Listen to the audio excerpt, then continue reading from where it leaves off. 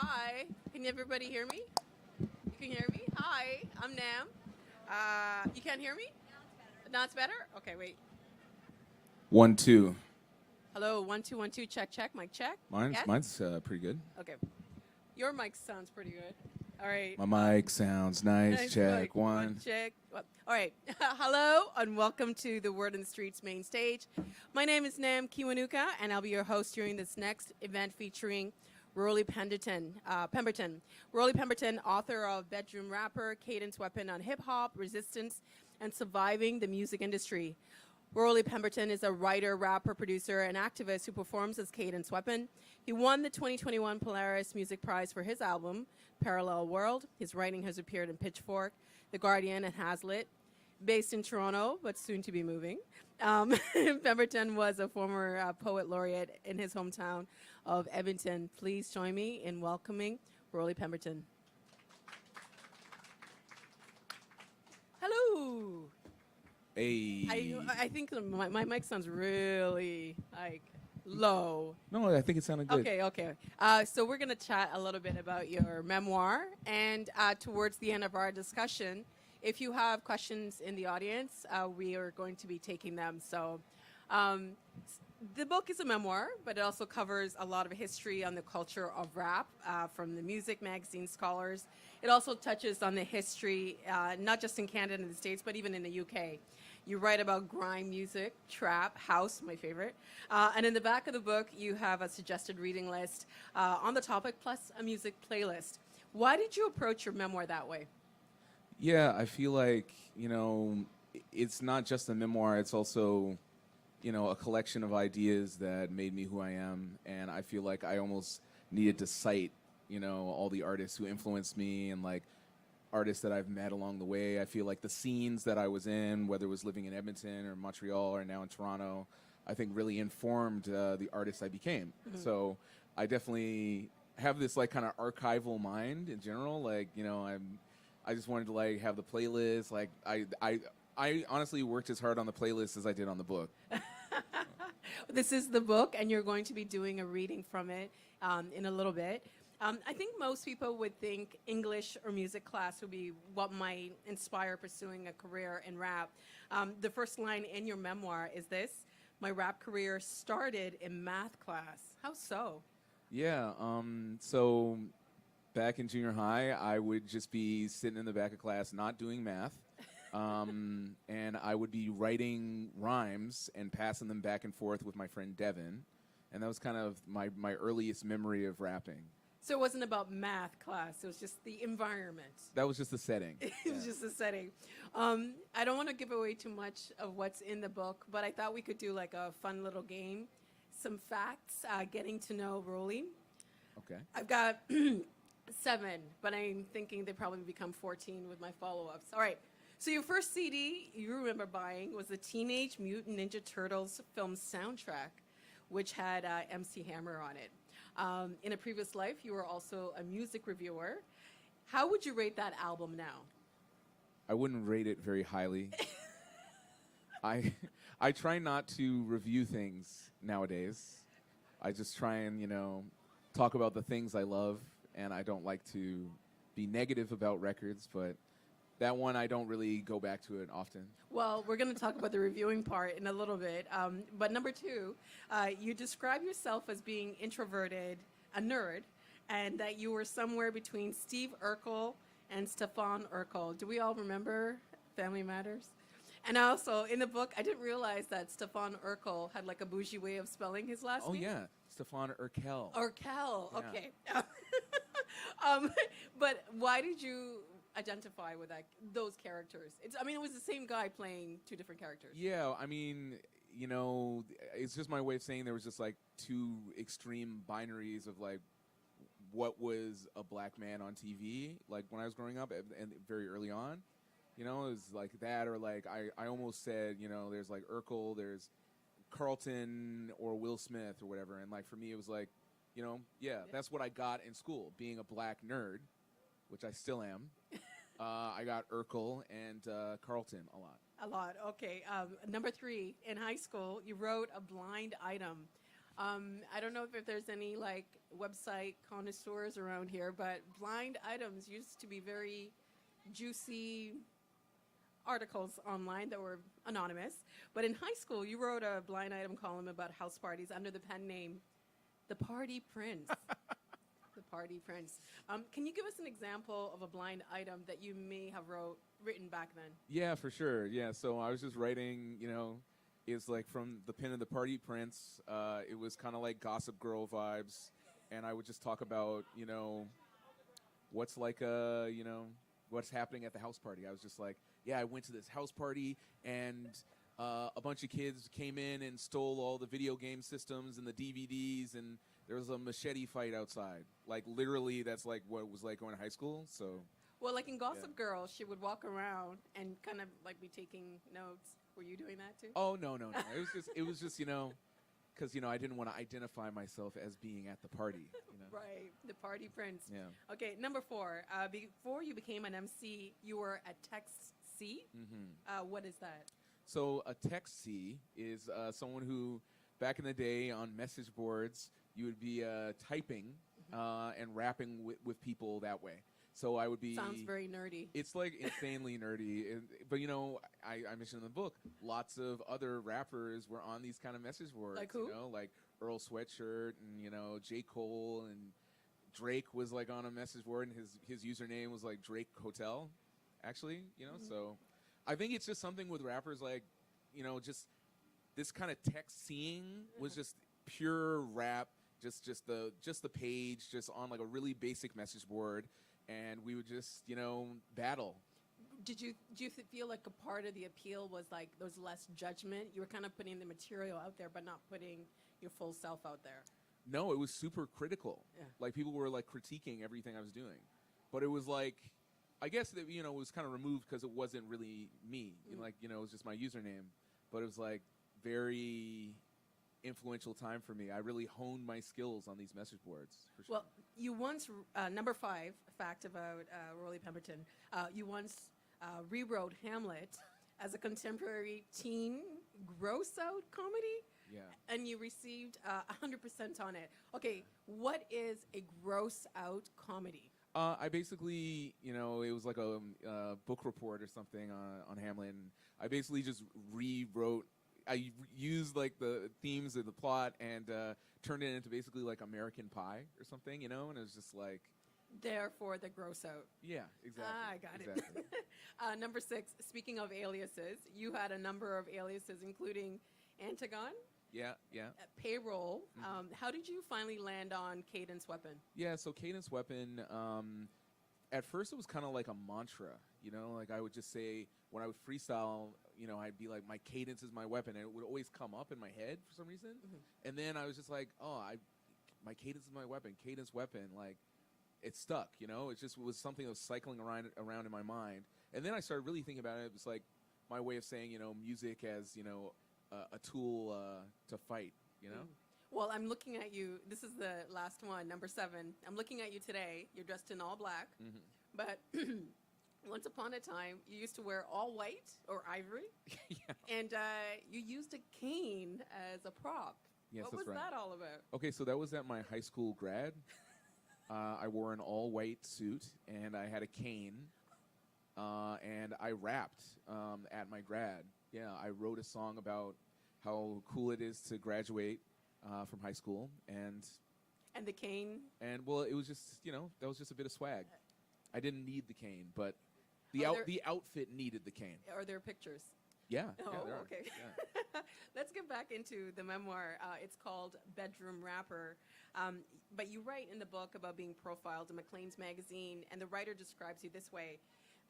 But between touring, he still works out of his bedroom. It's the revenge of the amateur. Through the port of the home studio, the bedroom is a mouse click away from the big time. This bothered you. How come? Yeah, I mean, at the time, I felt like it was, it was inaccurate because I had made a lot of the music in a real studio at the time, and I didn't like the idea. It's like, he's calling me an amateur, it's like not professional. It's like I made it in a real place. But, over time, I started thinking of it as like a badge of honor. You know? Is that why you named it the memoir after that? Yeah, yeah. And it's like, I feel like it was, at the time, I was the only person I knew who was doing this, like making their own music, like on a computer, and it's become very commonplace now. And I feel like, you know, it's like my calling card or something, you know? When you say making music, you were making the beats, you were writing, Yeah. you were doing it all. Yeah. Was that more empowering? Because before you had to look for a producer. At one point, you paid somebody money, and then they never gave you your beat. Yeah, I mean, there's this one situation where, you know, this is also online. I was, you know, talking to this guy from Denmark, and I was trying to get him to make me a beat out of a specific sample. And so I sent him, it was a Billy Squier, The Stroke sample, this cheesy 80s song. And he sent me like kind of an incomplete thing. And I was like, kept asking, and he was like, yeah, just send the money over. And at this time, I had to send a money order, like Western Union, because there was no PayPal or anything. And he never gave me the beat. And that is actually the reason why I ended up making beats for myself. It's probably good that it didn't work out. You could probably get sued now, too, right? Oh, yeah, for sure. For sure, yeah.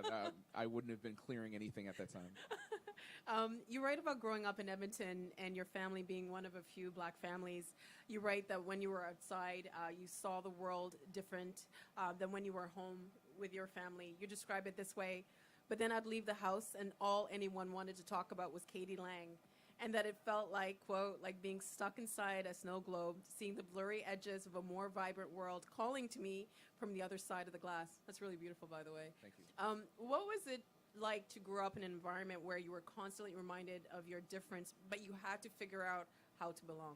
Well, you know, it was weird because I didn't even really think about it that much in the moment. Like, I just knew that I felt othered. Mm-hmm. And it was before we had, like, the language for this kind of thing, you know, and I just was, you know, when I was in elementary school, I was the only black kid in the entire school, you know, and then in junior high, it was 5 of us, you know, so you know, it just felt like growing up in Edmonton, it was just the entire world felt like it was built for everybody but me, you know? Yeah. I mean, I grew up in London, Ontario, and I remember the first time that I listened to a rap record, I felt as if there was a place for me in the world. But then on the opposite side of it, there's this common belief that rap music is bad, that it's dangerous, it's bad for kids. What was it about rap that appealed to you? Well, rap was really my escape. You know, it was like my diary. You know, it was my way of, you know, expressing myself, and it made me feel better whenever I would do it. You know, like I was a very introverted, like quiet kid, and I'd keep it to myself, and you know, I'd just be playing video games. Like, I didn't really hang out with a lot of people. But then it became my new game, was making music. It became like my kind of obsession, you know? And then listening to every rap record I could, and it just became this thing that just snowballed and snowballed until, you know, it became my entire life. Do you think that rap music is misunderstood? I think it definitely was at the time, like a lot more than it is today. I think part of why I wrote this book is I really wanted people, to, you know, your average person to have a better understanding of hip-hop culture. So for me, it's like kind of Cliff's Notes of hip-hop history, but then it's like an alternative version of hip-hop history based on like the stuff that I grew up on and the underground rap that I like. I'm going to try to not hurt anybody's ears, but you remember this? We notorious. Yeah. Ain't nobody gonna hang with us, Rascals. Anyway, I'm sure a few people here remember it, but when the Rascals came out, Rascals, Thrush, Choclair, and Cardinal came out with Northern Touch, it seemed as if south of the border, people started to pay attention to what was happening here in Canada. I mean, the impact of Northern Touch was immense. But in your book, you say that, because in my head, I'm like, people would aspire to be like those MCs, right, that were part of Northern Touch. But you say that you actually saw and heard myself in the rap I found in the prairies. How come? Yeah, it's interesting. Like, definitely Northern Touch was a big record. You know, when that video came out, like, it was the first thing that showed me, oh, wow, you know, you can be a Canadian rapper. Like, it's a real thing, you know? But it was really the more local kind of prairie rap, like, coming out of Winnipeg. It's labeled Peanuts and Corn. You know, they play little, like, bars in Edmonton and stuff. And when I was just, you know, I was underage still, and I was sneaking into these clubs to see these rap shows. And it was like they were just speaking to a whole different side of Canada than maybe Northern Touch was. You know, like it felt like, you know, Northern Touch was just rappers from Toronto and Ontario and BC. That's not really Northern Touch, is it? No. So there's no It's Alberta. yeah. There's no Alberta. There's no the whole East. middle of Canada was missing. Or the East, yeah. You know, Yeah. right? So when I heard them, and also like later on when I heard Buck 65, you know, I really kind of saw myself more in that music. You know, like just hearing guys rap about Money Mart and stuff, and just like there's a really specific Canadian references. You know, Yeah. like unapologetically Canadian. You know. But you also said that the prairie rappers were free of expectations. What did you mean by that? Well, you know, they weren't on TV. They weren't like in the industry in the same way as like, you know, rappers in Toronto were. You know, like this was and still is the hotbed of where hip hop is in Canada. But and back then, like when I was in Edmonton making my music, it's like I didn't have a microscope on me at all. I could just do whatever I wanted. I'd make the craziest music ever, and there was nothing really that was so big before me that I had to like judge myself based on it. So I think that was a big thing for all of us in the prairies, is that we could just do whatever we wanted, you know, because nobody was really watching. And we shouldn't discount the impact the Maestro Fresh West or Mishimi had. But I think Northern Touch was that the way the video was done and the time, everybody just kind of started paying attention. So you end up landing this dream job at HMV in Yeah. 2002 at East Edmonton Mall after working at Canadian Tire, McDonald's, and Athletes World. This might sound foreign to some of you, but once upon a time you would actually go into a store Yeah. and buy the music that you would listen to at home. How did that job impact you working at HMV? Yeah, working at HMV was like revolutionary, you know, because it was like, you know, the internet wasn't popping at that point. Like it wasn't as easy. There was no streaming. It wasn't as easy to download stuff. So I would just be listening to every new release that came out for years as soon as they would come out, and I was just voraciously, you know, ordering in like mail order, you know, import versions of like albums and stuff, and I was just, you know, I was just like kind of living out my my music dreams already before I'd even like put anything out. You know, like I love that job. And you had access to all the new releases. Yeah. I know you didn't want to talk about this, but we're talking about it because I'm asking the questions.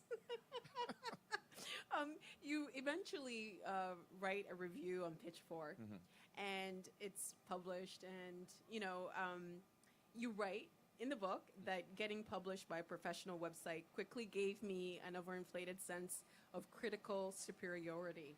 What happened, Rollie? Yeah, well, I mean, here's the thing. It's like I was a teenager getting published on this pretty large website, you know, and it's like for music nerds at the time, Pitchfork was like really popping, and it still is it's a much bigger thing now, but like back in 2003, you know, it was kind of like you had to really be a specialist to know about it. And yeah, I let it go to my head. Well, I mean, you became known for being a vengeful and tough reviewer. Yeah, I was on a crusade against whackness. See, now that you're in that seat, the artist seat, are you more sympathetic? Much more, yeah. Because, you know, I think I got my karma. Yeah. I got some really rough reviews on, like, my second album, particularly, and it was like, okay, well, this is total karma for the things I've reviewed back in the day. Well, you do write about the growth that you had. You write that for a long time you felt shame and embarrassment when people discovered your past as a music reviewer because internet. Why did you feel shame and embarrassment? Yeah, I mean, I think there's this, I think it is a misconception that, you know, if you were you know, a music journalist and you also made music, it was kind of like you were a hobbyist or something, or you weren't as serious as somebody who's like just, you know, this gem in the rough who's just waiting to be discovered, and all they did was rap, you know? So I don't feel that way anymore, but it just felt like, I don't know, especially just because I felt like a lot of my reviews were not really well written because I was like in university at the same time. Like my pen was not there yet, you know? And you even write about an occasion when you wrote a review and then somebody posted it, and that person that you reviewed said they got closure after you had a conversation? Yeah, that was really weird. Yeah, so I reviewed this one album by this group called Foreign Legion, and they, I gave it a really bad mark. 2.1. 2.1 on the Pitchfork scale. What was the point of the 0.1? It's a good question. I put it on for that's the paprika. The salt. Yes, the Salt Salt Bae. Bae. Yeah. Yeah, I just totally savaged their album, and I guess they broke up. And then like 10 years later, one of the members of the group did this thing on Instagram where he was like, "Oh yeah, 10-year anniversary of this review, like." It's like I heard he became a rapper, and Ooh, I heard. yeah, and I actually responded to him. I was like, I'm really sorry, Yeah. I was way too harsh. Like their album was just kind of generic. It wasn't like offensively bad, and I was like, I used to take things really personally. When I would listen to like a bad album, I took it as like a personal affront to me. And even when you're DJing, but your sister kind of pointed you in the right direction. But eventually you do get a deal, and you sign a deal with management and a record label. Same deal. Yeah. Explain to us, what is a 360 deal? So a 360 deal is the kind of contract where the label and management is all the same, and basically they get a piece of everything you do. So that includes like touring, merchandise, Everything. Basically. Yeah. So they get a piece of everything, and it was something that became more popular after file sharing and downloading became a thing. So You signed this deal, and you actually tried to do your due diligence before you signed the contract, but the lawyer that looked at your contract didn't work in music. no. So you signed this deal, and to this day, that deal follows you. The label, even though it doesn't exist, they still are entitled to what you make. Yeah, for my first 3 albums, they still get 50% of the publishing. They're still profiting off of my old music. Yeah.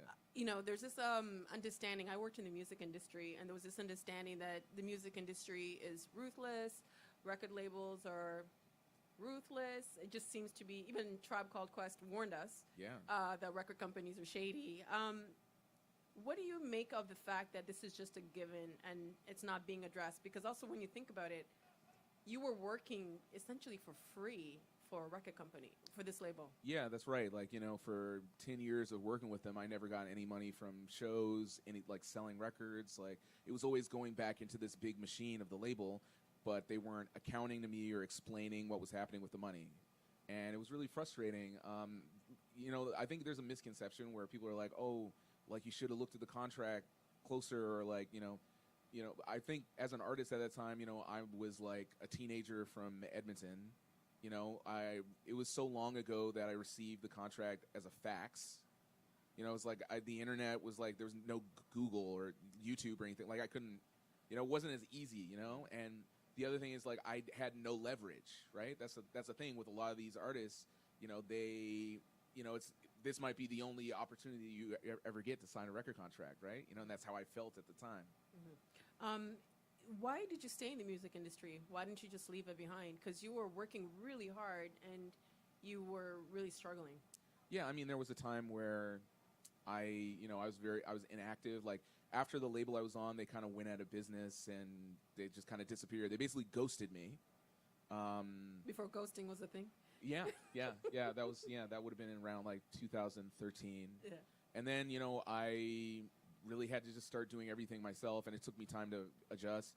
I didn't put out an album for like 6 years, I basically had to restart my entire career, and it involved me, booking my own shows and like reaching out to festivals and like, getting my own press and like Hustling. Yeah, absolutely hustling. I'm looking at the time, and I have so many questions, but we're going to get some questions from the audience, and you're also going to do a reading. So I'm going to kind of try to skip forward. When I see you on stage, or any artist on stage, I'm always like, how are they nervous? How do they get to a space where they feel like they can strut across the stage and not have to like watch where they're going, fall flat on their face? But like you write about a time you chipped your tooth while performing. Yeah. You also write that your family is a family that loves to perform, but you also I'm sorry to laugh, but you tell this story how you had to perform before Rihanna. Yes. At one festival. Yeah. And at one point when you were on stage, the crowd was chanting. I'll tell the story. This is my Rihanna story. So I played Ottawa Blues Fest, and I get there, and I'm like, oh, who am I playing on stage with? And it's Rihanna. And this is, at the time, you know, this was like 2007 or something, so it was like she SOS. She wasn't like hugely like a household name yet, but she was pretty big. She had like a tour bus with her face on it. That's how big she was. And I get on the stage, and, you know, there's maybe like 5,000 people in the crowd. I get on there, and I start playing all this unreleased music, you know, like people are not even clapping after. It's just stunned silence. And then eventually they start breaking into a chant, Rihanna, Rihanna. While you're performing? While I'm playing, right? And then there's this one person in the crowd, and he like looks right at me. He's like, "Get off stage." And I get really mad, and like I yell into the mic. I'm like, "Fuck you, man!" Right? You said that to the whole audience. As it turns out, when you say something into a mic, it seems like you're saying it to everyone. And then I was banned from Ottawa Radio, because they were sponsoring the event. This was a rock station that had never played me before and probably hasn't played me since. But I had to apologize and stuff. And yeah. What did you learn from that? Not to open for Rihanna. Good place to start. Yeah. Okay, I got to skip forward again. The time. You were poet laureate of Edmonton. Mm. You write that when your friend suggested nominating you, you were like, "What is that?" Mm-hmm. When you were chosen, you explained in the book that it was as much about choosing me as choosing what I represented. It was a bombastic, controversial choice. What was the reaction to you being named poet laureate? Yeah, I remember I was on CBC The National, and Peter Mansbridge was kind of like smirking when he was talking about it. Like, you know, it's like people at the time, like the idea of like rap as poetry was not as common as it is today. It was before, you know, Kendrick Lamar won the Pulitzer Prize, you know, and it was before Amanda Gorman. Like, you know, it was a different cultural landscape. And at the time, it was still kind of like rap is crap was the vibe, you know. So I you know, there was this one newspaper article, I think it was in the National Post, where they compared my lyrics with Shakespeare, you know, as kind of like a joke. And I was really angry about that and offended. And what it ended up doing, though, is it made me, like, push me to, you know, make my lyrics unassailable on the page, make it something like, you know, you could put in a book. Mm-hmm. Well, I mean, you're kind of downplaying it, but you were the third poet laureate in Edmonton, and you were just 23 at the time, making you the youngest poet laureate in the world at the time. Yeah. Even with the criticism and the doubt, the previous poet laureate didn't even attend your inauguration. No. And the Global Mail said this about you, that he didn't think that this was how a poet laureate was to be defined. That's the person that you took over for. Yeah. You're young. You have this, you know, high-profile position, which should be a celebration. Yeah. How did you receive it, all that criticism? It was like really, you know, frustrating, but, you know, it really just pushed me to go harder. You know, it made me, you know, anytime I've received criticism, it always makes me want to improve and, you know, prove people wrong, you know. And I, you know, at the time, like, I didn't realize a lot of the coded racism in the way it was being framed in the press. And now when I look back, I'm like, oh, okay, there was this other connotation in how they were talking about me. But, you know, hopefully, you know, I noticed, you know, there have been a string of very diverse poets laureate of Edmonton since me, and other musicians have become poet laureate in different cities, like in Calgary and stuff. So even in Toronto. Yeah, in Toronto. Yeah. So maybe this is a good time to do your reading. And in about 15 minutes, if you have a question, we'll open up the mic to your questions. Yeah, so I'm going to read a part of my book, Bedroom Rapper. This is, I think, my favorite part of the book is the chapter that's all about DJing. Because, you know, when I didn't have a record deal, I really got into DJing and was doing it very frequently. But a particular kind of DJing that I'd like to talk about that I call Charcuterie Djing. So, through a friend of a friend, I ended up DJing the rap party for Xavier Dolan's film Mommy at Buvette Chez Simone. Playing a mix of 80s new wave classics and 90s rap jams that I'd mastered over the years, I rocked the house. The party went well, and I soon received an email from the bar owners asking if I'd like to come back and play regularly. That's when I started picking up residencies at charcuterie bars. Strangely enough, this was the period when I probably learned the most about music and the importance of music in public spaces in my entire life. I came to realize that the true purpose of a disc jockey was one of service. My sister Gina's advice about connecting with the audience echoing through my mind. Buvette, located on Park Avenue in the Mile End, serves expertly arranged meat and cheese plates and other refined snacks. In the summer, artsy middle-class French Canadians sit on the terrace and drink Aperol spritzes. It's a classy spot, and all I had to do was maintain the vibe on the occasional Friday. I played at several similar gastropubs around the city, eventually spending more time playing in these environments than I did at clubs or after parties. I would set up my laptop and controller behind the bar so it looked like I was another bartender. I typically get more drink orders than song requests on any given night. DJing in these environments required a deep, broad spectrum of musical taste, stylistic flexibility, and a lack of ego. How little can you insert yourself into the equation while still creating a vibe? Playing these gigs, I learned how to be subtler in my approach. There are things you can do to make the night easier for yourself. When the drunk requests start rolling in, be sure to listen with grace and not anger. If you don't have the song and it's actually a good request, make sure you have it next time. Try to have only one drink per hour and avoid taking shots until the end of the evening. Be mindful of maintaining the vibe throughout the set, but be prepared to amp things up when the time comes. You can't just walk into a bar with a planned set list and assume people will fall in line. You've got to read the room, feel people out, play something that displays some curiosity but isn't willfully obtuse. There's an element of surprise and delight involved in performing for an audience in this way. Unfortunately, these charcuterie gigs made it clearer than ever that DJing could also feel like just another underpaid service industry position. And despite the occasional patron curiously asking what I was playing or the odd night when I received excessive plaudits from the staff, the truth is that no one actually cared. In fact, in many cases, no one could even hear the music at all.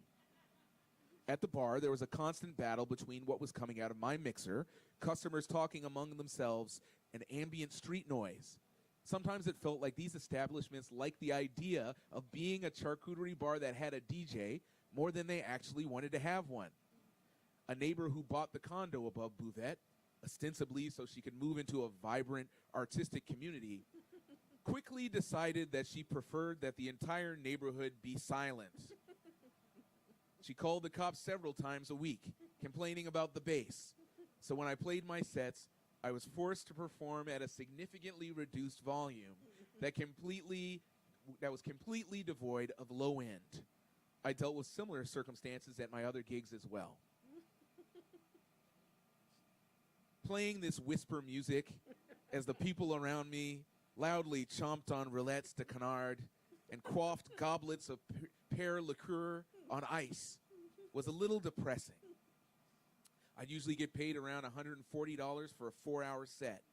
Playing for such well-heeled crowds put my own economic difficulties into sharp relief. The faint whiff of melodic sound vapor I was playing would waft around the room like recently sprayed cologne, creating the sonic equivalent of tacky patterned wallpaper, the ideal camouflage for meaningless chit-chat. My legs would ache from standing up for hours at a time. Damn. When you read that, I was like, it's all about the bass. Like, you can't lower it, you know? It was so weird doing that. Yeah. I'm glad that you can pronounce charcuterie. Oh, my Yeah. God. It's one of those words you're like, how do I pronounce it? Yeah. Anyway. We've got about 10 minutes and then questions from everybody. So, more questions. Mm-hmm. So, going back to the book, you wrote about losing a girlfriend and then your DJ from the stresses of being on the road. How has it been to manage relationships while touring and making music? Really difficult / impossible. But I mean, now I'm happily engaged. So Congratulations. yeah. It's hard for artists to find compatible partners in that way because it is really a strange profession. Mm-hmm. But even losing your DJ, because you have there's an intimate relationship between the DJ and the MC. Oh yeah, right? No, he was he was the Flavor Flav to my Chuck D. Yeah, that must have been hard though, right? Yeah, it was hard, but it was also really hard working with him. Mm. Yeah, because he was a very chaotic guy. You'll read about him. His name is DJ Weasel. Really. That's his name. Yeah. You're not saying he's a weasel. That's his actual No, that name. was his actual Yeah, name. that's Yeah. actually. Yeah, you were nominated for the inaugural Polaris Music Prize. You didn't win it, but you won it again. How did that change your life, the Polaris Music Prize? Yeah, that really put me on the map. Like the first year I was nominated, it was like 2006. I was up against, Kanon. Kanon. Yeah, Kanon was the only other artist of color that was on the list that year. But it was also like Metric and Broken Social Scene and the New Pornographers. It was like a lot of white indie rock bands, and it was, I was the only person, from like Alberta, it was like, I was very proud. It was validation that you should keep doing it, right? Of course, yeah. No, it was like, that was like how a lot of people found out about me was when I ended up on this list, In the book, you write about how you wanted to escape the prison of classification. What did you mean by that? Yeah, I think it's something I've always been escaping. Just the idea of genre. Like I feel like every album I make is completely different from the last one, and I feel like the idea of like, okay, I'm a rapper, but I'm playing all these folk fests this summer. I'm playing a jazz fest, and I see myself in just a tradition of music, and I feel like genre is one thing that people just invented to sell music to different people, and I think. Do you think also to gatekeep? Yeah, absolutely. To gatekeep and keep people in and keep people out, But it's just something that I've rejected throughout my career. I want to talk about your dad. Yeah. You write that other kids befriended you just so they could come over to my house and be around my dad. How did your dad impact your love of music? Well, my dad was a DJ, so I grew up in a library of music, and he was the first person to play hip-hop in Edmonton on the radio. He had a show called The Black Experience in Sound, and he had it for over 20 years, and he was like a really unique DJ, too, because like before it became more common to like have different, genres in one set, the way like mashup DJs or whatever. Like he would open up his DJ set with the 2001 Space Odyssey theme. It's like, da-na, and then he'd play like Nas right after, and then he'd play Jimi Hendrix. Like it was just pretty like wild stuff, And I feel like that has really affected the way I think about music. In what ways? I feel like that's a part of like why I feel like there should be no boundaries around music. Music is music, whatever makes you feel good. Yeah. You also write this about your dad, that you always felt like I wasn't really what he was hoping for in a son, and that you never got a chance to show him who you really were. On your fourth album, the self-titled Cadence Weapon, the album starts with a sample of your dad on the radio talking about you being born. He says, "If I don't get ya, my son will." How difficult has it been to go through all the ups and downs that you document in the book, but also to achieve all the success and to make noise, speak truth to power, and to disrupt the status quo without your dad? It's been very hard. It's something, the pain never goes away when you lose a parent, and especially when it was so young in my life.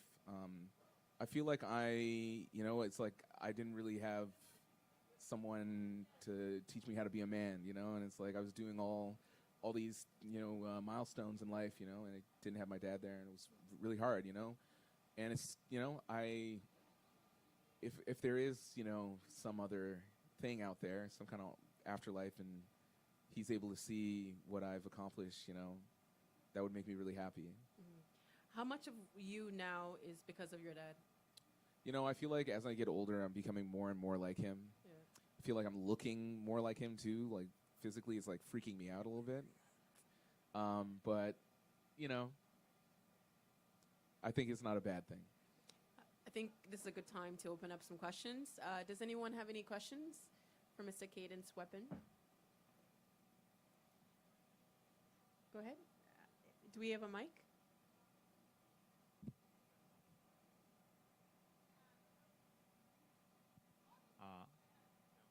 Thank you.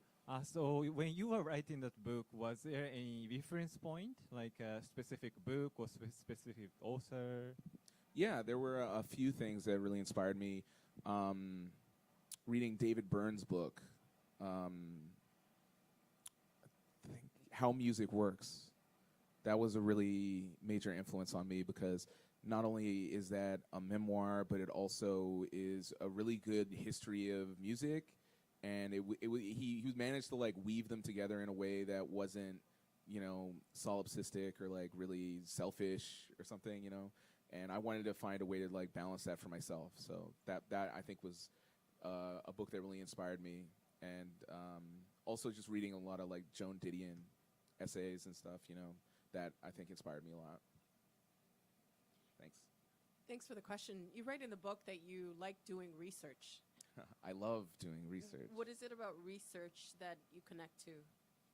I just love to learn, and I feel like I use this kind of digging in the crates mind state for everything I do. This idea of like, oh yeah, you're looking for records, like I just love learning something new. I try to learn something new every day, and I actually, my biggest dream was to go on Rock and Roll Jeopardy. And I feel like it would have been my true calling. It could still happen. I don't think it exists anymore. No? They took it off the air. Maybe we can make it happen. Look into it, please. I don't know anybody. You have a lot of different talents, from the music, the DJ, the producing, the MC, but you're also drawn to music journalism. You've done a lot of writing.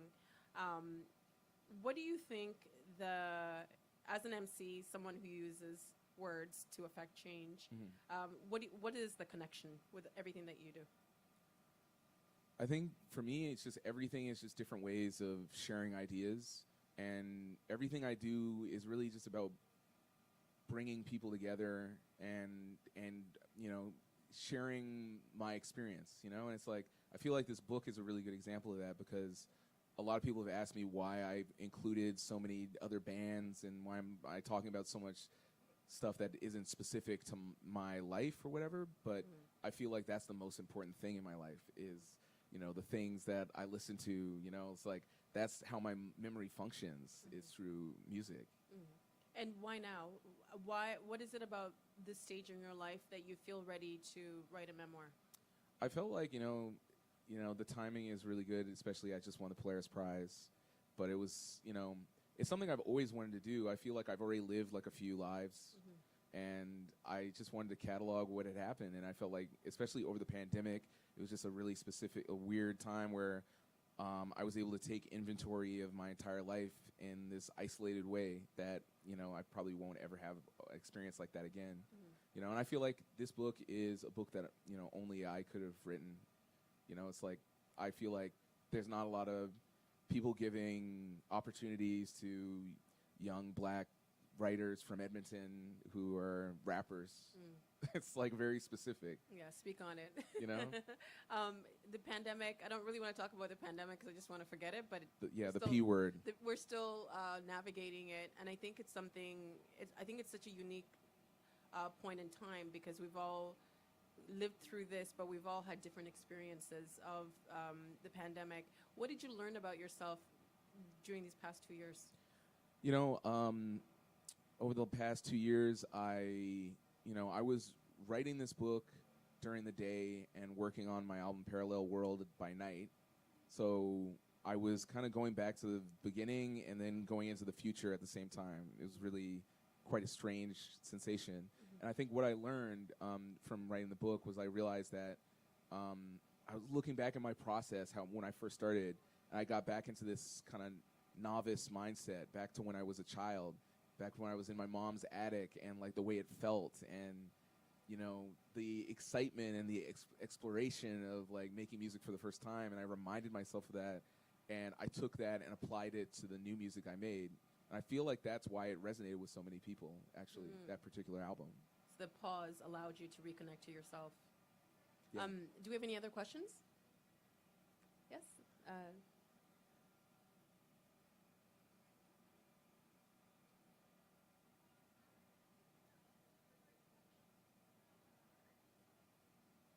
Hi. So Hi. you mentioned that you talked about some bands and musicians in your book, and I'm wondering what some of your major musical inspirations are in terms of artists and bands. Definitely. For rapping, like I could go on and on. There's a bunch of like nerdy, obscure stuff, but I mean like big artists like Jay-Z and Nas for sure. But for me, it was like Pharoah Monch was a big inspiration to me. He was in a group called Organized Confusion that I used to listen to a lot. Buck 65 definitely was a big inspiration to me. He took me on tour back in the day, and I considered him a bit of a mentor to me. He's awesome. Thank you. Yeah, totally. I know you you had a Rihanna story, but you also had a Wu-Tang story. Yeah, I do. Can you tell us the Wu-Tang story? Yeah, for sure. So I was at South by Southwest, and you know, it was the first time I'd gone, and I had an opportunity to go for dinner with Ghostface from Wu-Tang, and it was really random. This photographer came up to me and was like, "Hey, take this." And it was like an autographed copy of the Fader to me, and he was like, "I'm also going to go see Ghostface for dinner. You want to come with me?" And he was like kind of drunk, so I didn't really believe him, but I was like, "Yeah, sure, I'll come with you." And I go to P.F. Chang's in Austin, Texas, and lo and behold, it's Ghostface.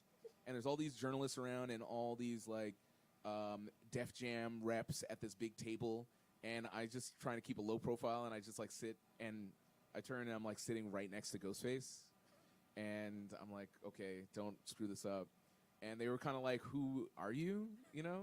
And at the time, you know, I had just gotten, you know, you're getting a lot of free swag at South by Southwest, so I had this like penguin polo shirt on, and they Those were like, were hot back yeah, then. they were hot in like the early 2000s, and they were like, "Do you work for Penguin or whatever?" And I was like, "No, I'm just a journalist," you know. You know what And- surprised me about that story was like that was like the perfect opportunity to like, yo, listen to my devil. Absolutely not. Why No, not? I don't want to be that guy. But you were sitting at that table. Yeah, but you know, I think it was the right move. Yeah. Because it was like I have the cool story instead of getting kicked out for. You should tell everybody what Ghostface ordered. Yeah, so this is the greatest food order of all time. He said, "I want fried rice with mad eggs in it." And you were just like, I'm gonna. I was like, wow. I was just eating whatever was there. I was like trying to not insert myself in. That's Ghostface Killer. Yeah. Do we have any other questions? I love that story. I'm like, Yeah. yo, give him the CDs. Hi. Hey. Hey.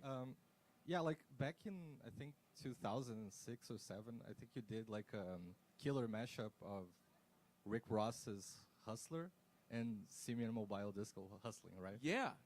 Yeah, that was my jam back in Brazil. Like, sure. Yeah. So like, I was wondering what attracted you to reworking other people's music. What's like what's the great thing about it? Like, if you still do that, and yeah. Oh, yeah. That's something I always loved. You know, I was really a big fan of Tricky. And he was the guy who was always doing these like really outlandish covers of other artists, and I was really inspired by that, you know. And also just, you know, at that time, you know, it was just like kind of the, you know, mashup era, the remix era. It like remixing had been democratized with like computers and stuff, so I was just like making bootlegs of everything, you know. I was making like I was having so much fun with it. And that remix you're talking about, I was really proud because A-Track, he emailed me and was like, "Can you send me that?" You know, I was like, that was like a really fun moment for me. Any other questions? I'll ask another question about your dad. You write in the book that your dad didn't live long enough to see the rise of the superstar DJ. What do you think your dad would think of that now? He would be like, "Damn, I was born at the wrong year." You know, there's people are making a real career out of this. You know, he's just DJing like, you know, hall parties and just regular, like in Edmonton there was just no infrastructure for that stuff yet. You know, so. You talk a lot about Edmonton, and I know for a lot of MCs, where they're from, it's a part of their personality. It defines a lot of their music, of what they talk about. And in the book you write, regionalism has been a recurring theme in my music since the very start. What did you mean by that? Yeah, I mean, I think all of my albums, have a sense of place to them, and even, when I moved to Montreal, like, I still felt a pull to want to talk about, the community there and, like, what it was like living there. And I feel the same has happened in Toronto. Like, Parallel World is a very Toronto-centric album. Mm-hmm. And I feel like, that's a common thing in rap, especially, like, New York and L.A. But for me, it was like, why not places in Canada, and that when I was growing up, there was no art that admitted it was from Edmonton. It was always like trying to pretend it was from somewhere else. Mm-hmm. If it was music, or it's like, or in films, like using our cities as sets that were different cities. Like Chicago. Like we're Chicago. Toronto's always Chicago. Like it was just something about just I feel like place is really connected to identity, Mm-hmm. and I feel like we should be proud of where we're from, You lived. You said that leaving Edmonton was hard. You lived in Montreal, and now you're in Toronto. Where do you feel is home for you? Oh, right now it's Toronto for sure, but my whole family's still in Edmonton, so I feel still very close to there. Why was it hard to leave? Because I grew up in London, Ontario, and then when I found out about Toronto, I was like, okay, see you later, London. I might visit. Well, for me, I felt like this responsibility. I was like this artist from Edmonton that was making a name for himself, and I didn't want to turn my back on people back home, and I felt like I gotta like stick it out, but it's like, I'm in these like very horrible winters back in Edmonton, and people are like kind of annoyed that I'm being successful, and eventually I was just like, I'm out of here, fuck it. To leave. Any other questions? We've got about 5 minutes left. Yeah, so you have an announcement to make, and I think this is the first time anyone's hearing this, right? Yeah, this is an announcement I have. I am becoming the inaugural Atkinson artist. So the Atkinson Foundation is going to be working with me with my future projects for the next 3 years. Whether it's like my writing, activism, my music. And we're going to be collaborating, and there's going to be events and other ideas and things. So from now on, I'm the Atkinson artist. Woo! So poet laureate, Polaris music nominee winner, Atkinson fellow. The list goes on and on. Yeah, we working. We working. What is this? What does it mean for this to be created for you? Oh, it's really exciting for me. It's an opportunity to also, I'm really passionate about the ideals of the Atkinson Foundation, to, the ideas of decent work. And I think especially in the music industry, and if you read my book, the themes of, artists being exploited, it's something that's really important to me. And, we're going to fight that as much as we can. Well, you mentioned decent work. What else are you going to focus on? Oh, yeah, just, the basically the kind of advocacy I've been doing already. Like, one thing I'm really passionate about is municipal politics, and I'm really interested in the upcoming election, and I'm hoping to do a few events around that. Are you going to run? I'm not running this time. This time? No. Okay. That's great. got a question. Oh, one more question? I spent a lot of time in Montreal, so thanks for all those nights at the Nouveau Palais. I did have a question about your connections to Montreal and like how you linked up with like Jacques Green and Backwash and what drew you to them. Yeah. So, I mean, it's crazy, the amount of artists that are in Montreal. Like, when I was living there, it was just an organic thing where we all lived in the same neighborhood. We were all in Milan. We were in Outremont. And it was just like, yeah, like Grimes was just down the street, and I just go to her apartment. And then Mac DeMarco moved into my apartment building, like it was just very normal. But like, yeah, somebody like Jacques Green, it's like we used to DJ after parties together. And then it was really when we moved here that we became closer friends and collaborators, And I think in artists like Backwash and Jacques Green, I actually feel we have, an artistic kinship, and I kind of see myself in them, like, younger versions, like I see it all the time. Like, I get really excited when I see people making like futuristic, uncompromising music. And I feel like, cause like when I was first starting, like there's nobody else doing anything remotely like what I was doing. So shout out to them. Any other questions? Okay, there's one more. Oh, back